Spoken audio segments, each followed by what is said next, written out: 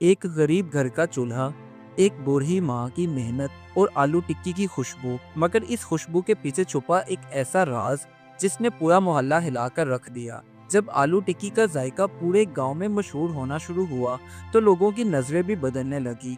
प्यार, लालच, धोखा और सच्चाई की इस कश्मकश में आखिर कौन जीतेगा? एक रात गुम होने वाले मसालों की डिब्बी वो सच सामने लाती है जिसने सबके चेहरे बेनकाब कर दिए। ये कहानी सिर्फ खाने की नहीं, रिश्तों के इम्तिहान, मेहनत के नसीब और हिर्स के अंजाम की है।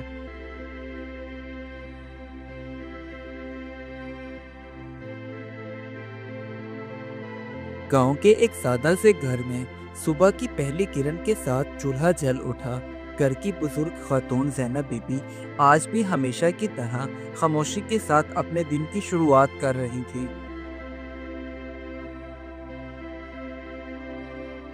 सुबहान, जो ज़ैनब बीबी का इकलौता बेटा था और उसके शोहर के फौत हो जाने के बाद अपनी माँ का इकलौता सहारा, आज अपनी माँ के करीब चूल्हे के पास आकर बैठा और हसरत भरी नज़रों से देखने लगा कि शायद आज उसकी माँ उसके लिए आलू की टिक्की बना दे, क्योंकि उसे अपनी माँ के हाथों की आलू की टिक्कियाँ बहुत पसंद थीं। माँ जो कि हमेशा अपने बच्चों के कहने से पहले ही उनकी जायज़ ख्वाहिशात पूरी कर देती हैं, इसी तरह ज़ैनब बीबी ने भी जब अपने बेटे के चेहरे पर देखा तो उन्हें समझ आ गई और वो मुस्कुराकर बोली, बेटा चलो आज तुम्हारी मर्जी की आलू की टिक्कियाँ बनाते हैं, क्योंकि मैं जानती हूँ तुम्हें बहुत अच्छी लगती हैं।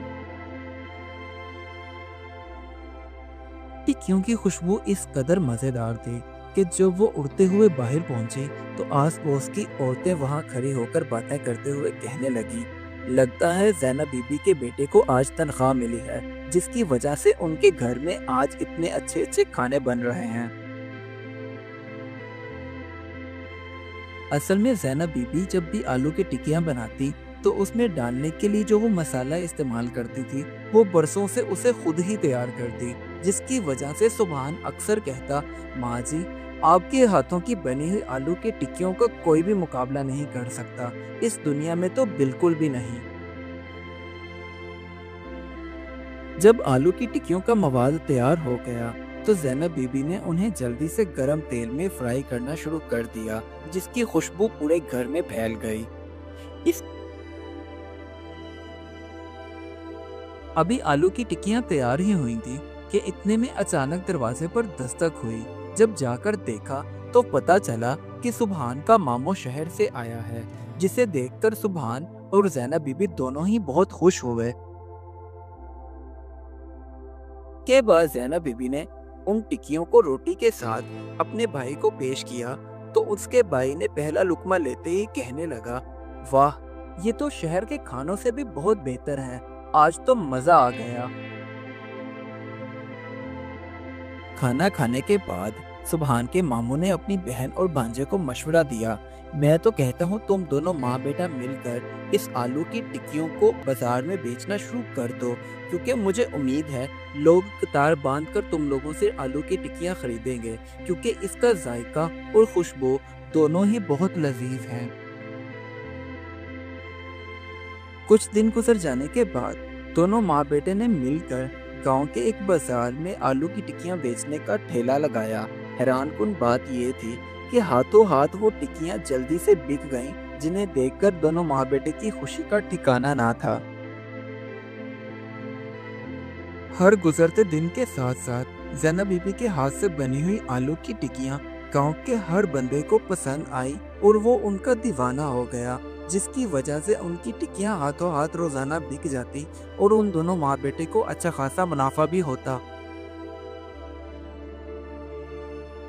एक रात वो दोनों माँ बेटा बैठकर सारे दिन की मेहनत से कमाए हुए पैसों को गिन रहे थे कि अचानक सुबहान के मामू की नजर उन पैसों पर पड़ी तो उसके दिल में लालच ने घर बना लिया।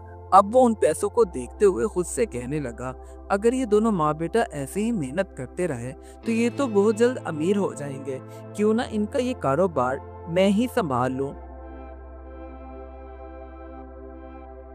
बस फिर उसी रात सुबहान का मामू चुपके से बावर्ची खाने में गया और वहां जाकर उसने वो मसाला उठाया जो ज़ैनब बीबी अपने हाथों से बनाती थी और उसे आलू की टिक्कियों में इस्तेमाल करती थी।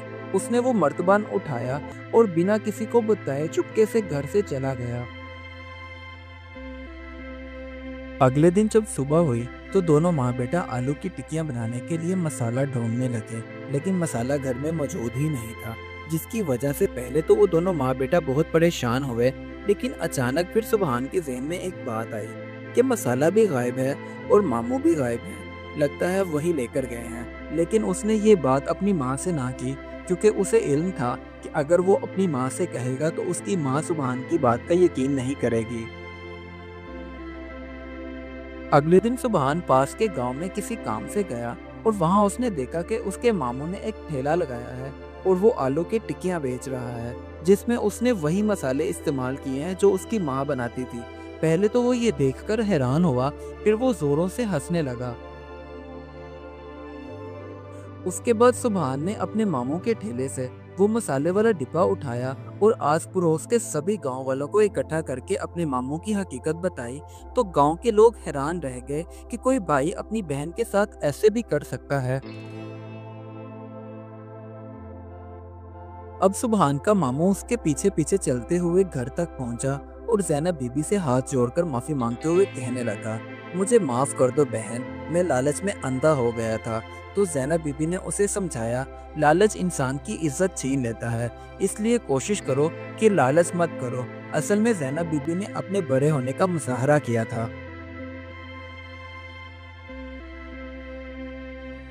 اب سبحان اور اس کی ماں نے دوبارہ سے پھر آلو کی ٹکیوں کا ٹھیلا لگایا اور اس بار ان دونوں نے پہلے سے زیادہ محنت کی۔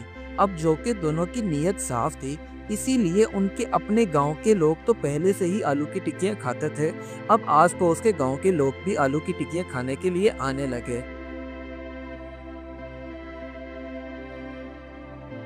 دیکھتے ہی دیکھتے ماں اور بیٹے دونوں کا کاروبار چل نکلا، جس کی وجہ سے اب انہیں پہلے سے زیادہ محنت کرنا پڑتی اور آلو کی ٹکیوں کا مسالہ زیادہ سے زیادہ تیار کرنا پڑتا، کیونکہ وہ جتنا بھی مسالہ تیار کر لیتے ان کی ٹکیاں بک ہی جاتی تھیں۔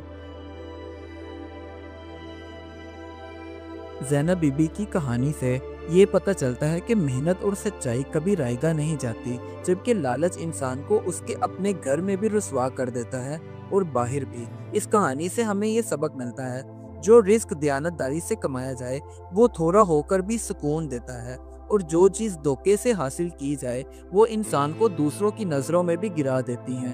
آخر میں سرخرو وہی ہوتا ہے جو محنت، صبر اور ایمانداری کا دامن نہیں چھوڑتا۔ Do like my videos and don't forget to subscribe my YouTube channel. Also press the bell icon.